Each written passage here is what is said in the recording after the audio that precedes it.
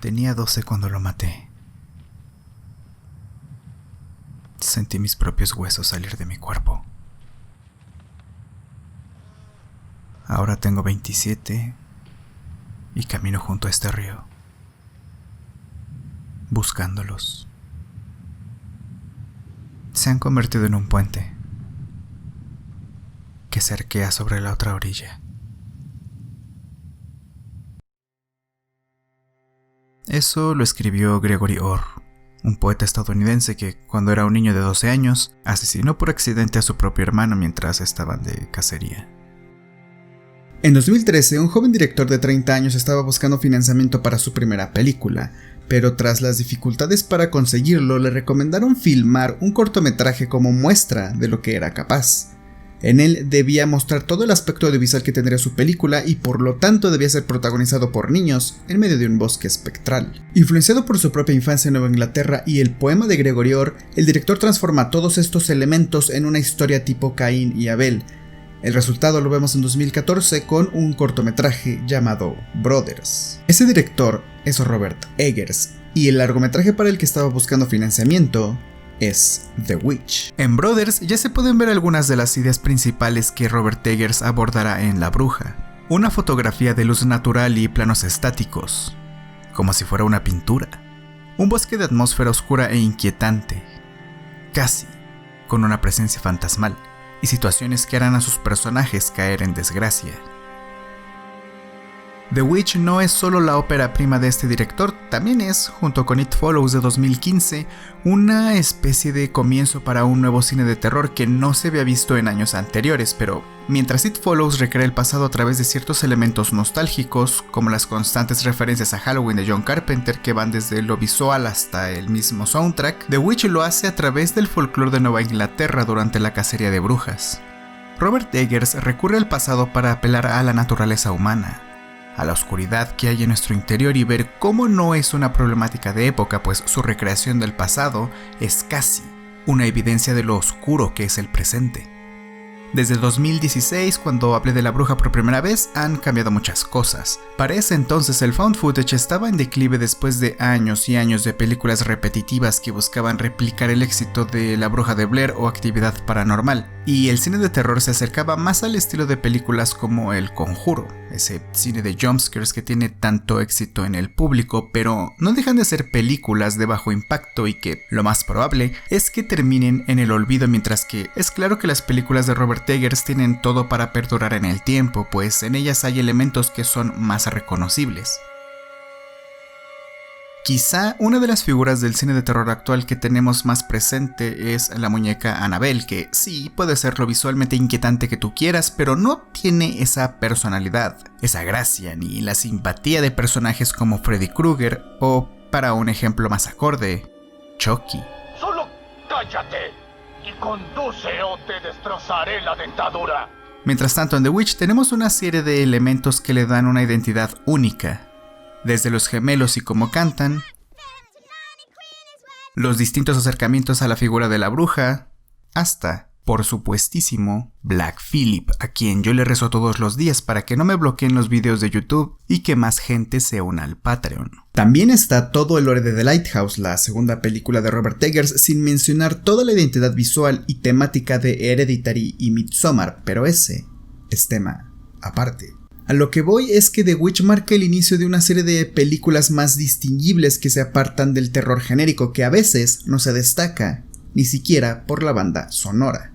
Por ejemplo, escuchemos dos temas distintos y díganme si son de películas diferentes o de la misma, y si pueden diferenciar entre uno y otro.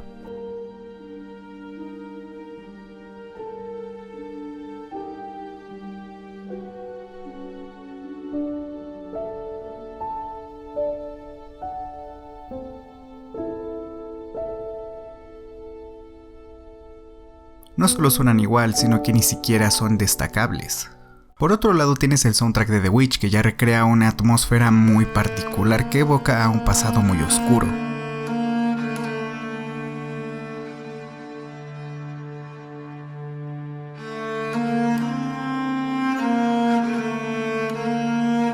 Y solo para diferenciar entre estilos, Hereditary suena así.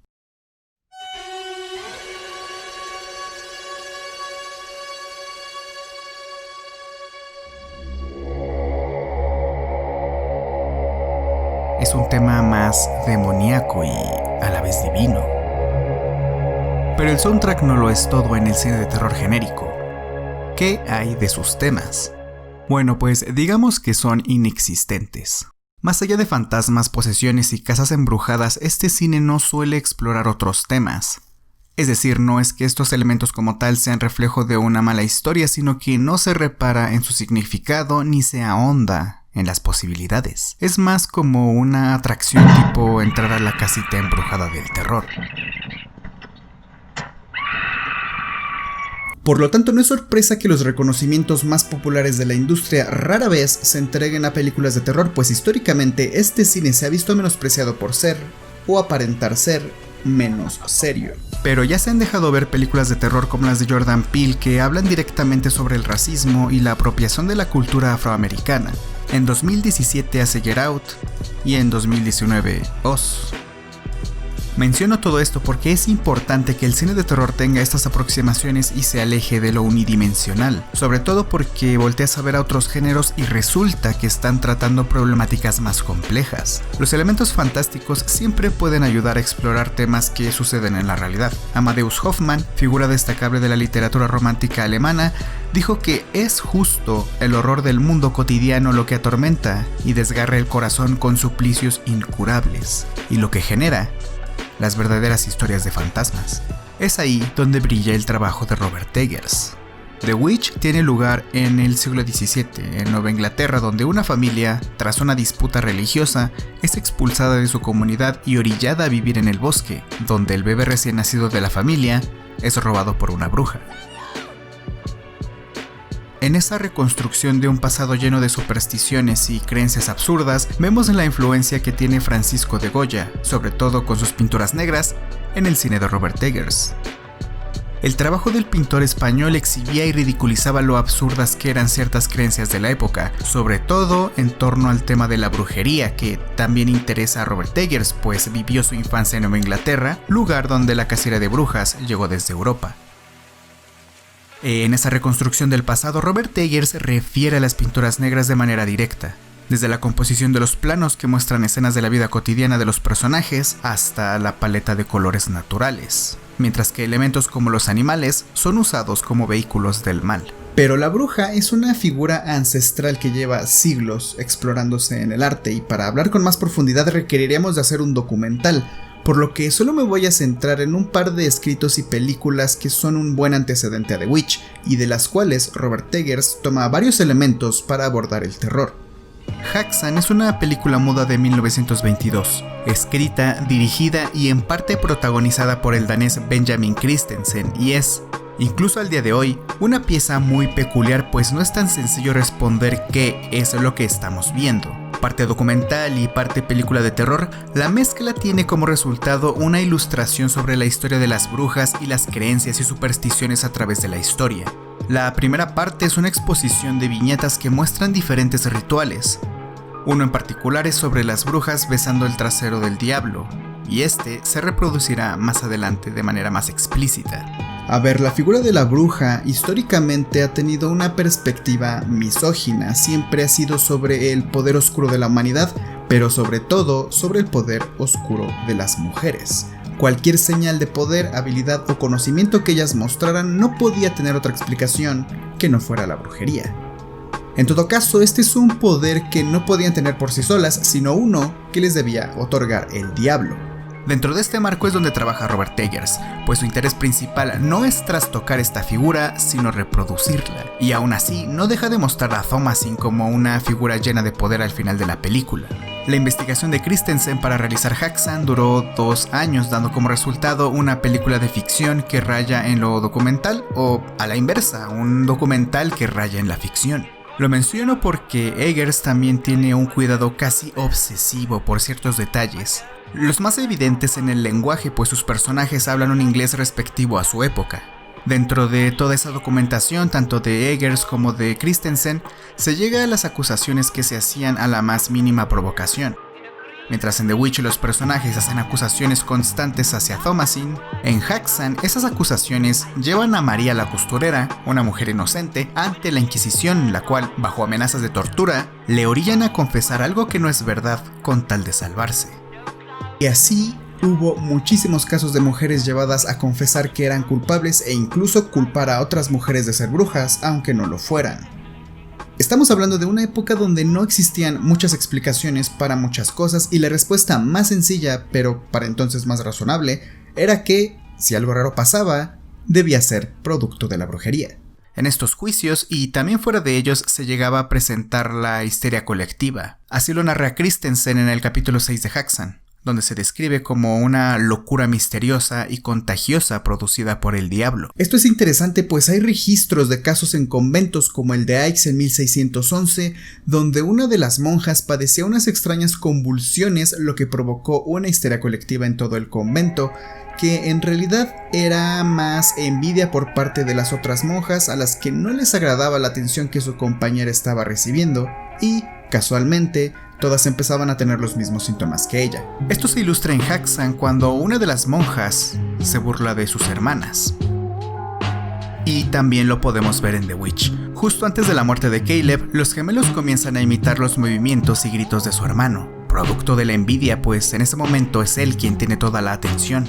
Por otro lado, a quienes realmente se les ve cometer actos imprudentes, producto del pecado, es a los religiosos e inquisidores, pues se les retrata como depravados. Muy similar al trabajo de Goya son esos rostros casi deformes, llevando al humano a su estado más primitivo, el de un animal. Constantemente, la mujer es humillada ante la cámara por estos mismos hombres. Hay más referencias visuales entre Haxan y Goya, así como entre Haxan y The Witch, como este plano donde las brujas emprenden el vuelo. Tanto en el trabajo de Christensen como en el de Eggers hay constantes señalaciones hacia la superstición. Por ejemplo, uno de los argumentos para acusar a María la costurera es que tenía una mirada malvada. Al final de Haxan se concluye, y como también se deja claro en The Witch, que el diablo y las supersticiones no son cosa del pasado. 10 años después de Haxan, otro director danés, Carl Theodor Dreyer, hace una película no sobre brujas, pero sí sobre una madre espectral, sobre la vida, la muerte, la luz y la oscuridad. Vampire es una historia basada en el cuento Carmilla de Sheridan Le Fanu, que a su vez se basó en un poema inconcluso llamado Christabel, escrito por Samuel Taylor Coleridge. Ambos textos son producto del romanticismo y de la figura de la mujer fatal que desquicia a los protagonistas, y Dreyer toma todos esos elementos, pero de manera menos evidente. Vampire en ningún momento es explícita con la historia que está contando, y el papel que juegan algunos personajes es muy ambiguo, por decir poco. El protagonista es Alan Gray, un investigador de lo paranormal que llega a un pueblo donde ocurren sucesos misteriosos, desde asesinatos hasta la aparición de espectros en forma de sombras. Vampire es una película que desde su concepción ha tenido un halo de misterio que le rodea. No hay explicaciones claras a lo que está pasando, y de hecho Dreyer decidió escribir el título Vampire con Y y no con I latina, no por otra razón, sino por la idea persistente de que eso le agregaría un misterio más a la película. El cuidado en el decorado de Vampire, al igual que el de The Witch y The Lighthouse, se ha llevado a un nivel muy preciso con tal de recrear una atmósfera, en este caso una que evoque de manera directa al olvido. Un detalle que me gusta mucho es que Dreyer pidió a la gente de producción que recolectaran y alimentaran arañas por un par de semanas para que tejieran sus telas en el lugar de la filmación. Entonces, las telarañas que ven en Vampire son reales. Pero Vampire va mucho más allá de su decorado y su título. Es una historia sobre lo que significa ver y no poder ver, sobre la luz como conocimiento y la oscuridad como una ignorancia que condena. No es casualidad que el apellido del protagonista sea Grey o Gris en español, ya que alude a la naturaleza del personaje, pues de principio desconoce totalmente lo que está sucediendo en el lugar al que llega. Siempre tiene una imposibilidad para ver lo que está pasando, ya sea por la especie de niebla gris que le rodea, o incluso su propia sombra o la de los espectros misteriosos. Este tipo de detalles, solo por mencionar otro ejemplo, los retoma un joven Guillermo del Toro en su película Cronos con su personaje protagonista Jesús Gris, quien termina convirtiéndose en vampiro. Avanzada la historia, Grey descubre que los extraños acontecimientos están siendo propiciados por una mujer vampiro. Cuando te acercas a leer el guión de Vampire, te das cuenta que ese personaje sin nombre no es ni siquiera llamado mujer vampiro, sino que simplemente es la mujer ciega, la mujer que no ve, la que está del lado de la oscuridad. Adentrándose más en el guión, puedes observar detalles, sobre todo de escenas que fueron recortadas o detalles que hacen más claras ciertas ideas. Por ejemplo, algo que no sucede igual en la película es que al final unos niños cantan una canción para guiar al protagonista hacia la luz y que así puede encontrar su camino. La canción dice algo así: escuchen, un ángel trae su luz a través de las puertas del cielo. Los destellos de los ángeles de Dios son tan brillantes que todas las negras sombras nocturnas se disipan. Este canto podemos contrastarlo con el de los gemelos en The Witch, donde es casi una invitación a la oscuridad y una forma de invocar al diablo.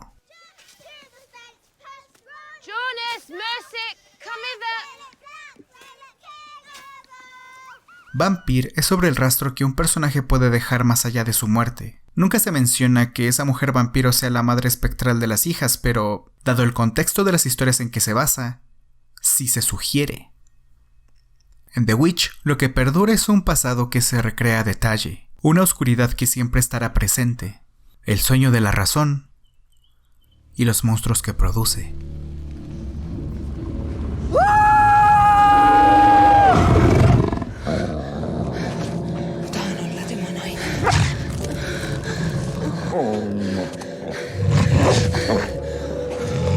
En 2017, un par de años después de The Witch, Rainer Sarnet, un director de Estonia, hace November.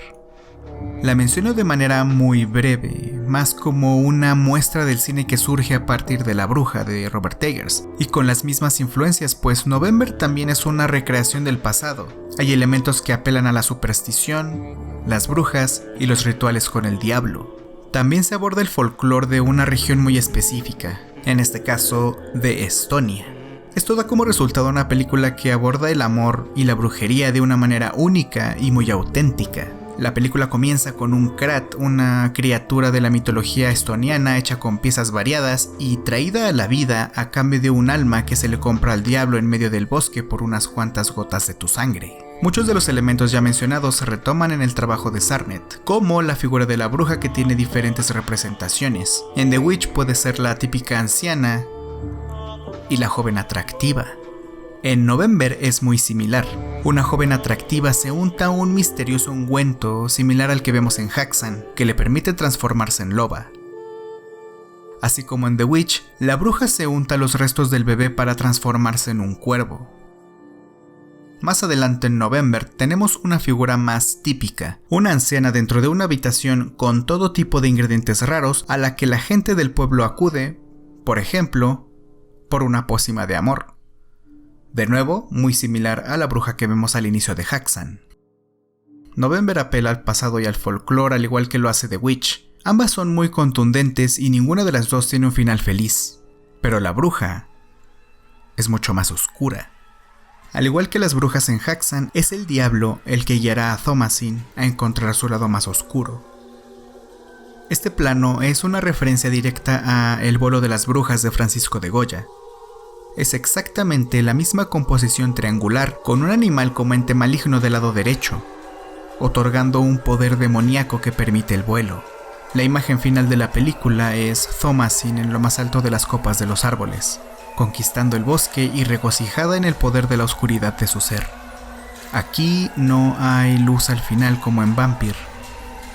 Hay algo oscuro. El sueño de la razón. Un recordatorio de lo aterrador que es el mundo en donde vivimos.